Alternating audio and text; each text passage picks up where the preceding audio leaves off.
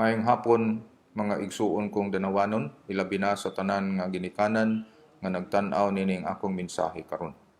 Tuguti ko sa pagkuha og gamayng oras gikan ninyo. Dako kaayo ug importansya kining akong isulti ninyo karon. This is a matter of life and death. This is a matter of great importance, ilabi na nga ang kinabuhi na sa atong mga anak ang gihisgutan. Nagmabungahon ta sa atong supplemental immunization activity sa tibok buwan sa Pebrero. Nanghatag ta pinaagi sa DOH ug atong City Health Services Office og mga bakuna kontra polio ug kontra measles, rubella o kining gitawag nato og tipdas. Mga ginikanan, daghang salamat sa pagpabakuna sa inyong mga anak.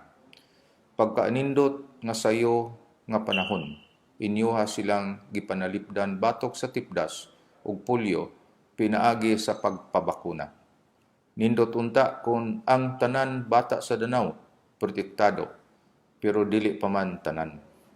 Akong nasayran pinaagi sa atong City Health nga naapay mga bata nato nga wala pa nabakunahi. Sa measles, rubella o tipdas, 9,348 pa ang atong nabakunahan. Layo pa kini sa 13,010 nga mga bata nga atong gipanangkamutan nga mabakunahan. Sa polio sub, 11,005 pa ang nabakunahan ug layo pa sa target nga 15,353 nga mga bata sa Danau. Ang pangutana, asa maning uban nga mga bata ug nganong wala pa man gipabakunahan? Kana mao na may mga pangutana. Karong tuiga, gisuroy sa atong City Health o Barangay Health Workers ang kabaranggayan. Ang pagpabakuna gihimo na matag purok aron mas mahatod ang serbisyo ug pagsanong sab sa City Health protocols samtang under pandemic pata. Walay rason nganong dili mo avail niini. Dili na mo biyahe, wala na plitihan ug libre pa kining mga bakuna nato. Kung muadto ta og private, around 2,000 to 3,000 atong mabayran. 100% free ning atua.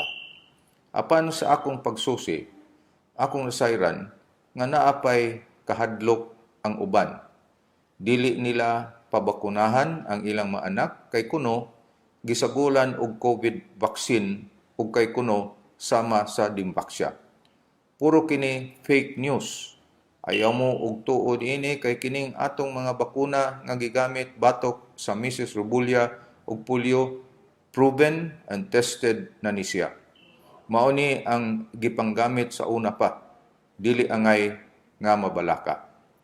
Mas mabalaka ta kung dili nato mapabakunahan ang atong mga bata batok dipdas ug polio.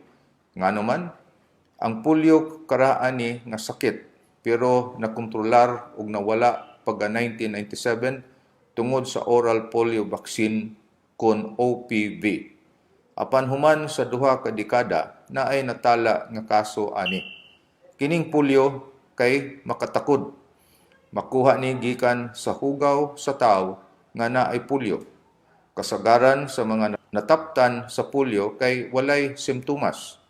Kung naaman gani, sama ra kini sa ordinaryong sakit, sama sa trangkaso o hilanat, pagsakit sa ulo o pangapoy. Ang uban sakitan sa liog o stiff neck o pangluya sa braso o bitiis. Makaepekto ni sa nerves, makaparalisa o pagkamatay. Ang tipdas makatukod sab, makasinati og taas nga hilanat, rashes, ubo, sore eyes, sipon. Makahatag ni og komplikasyon sama sa pneumonia, severe diarrhea, pagkabuta, paghubag sa utok ug sa pagkamatay.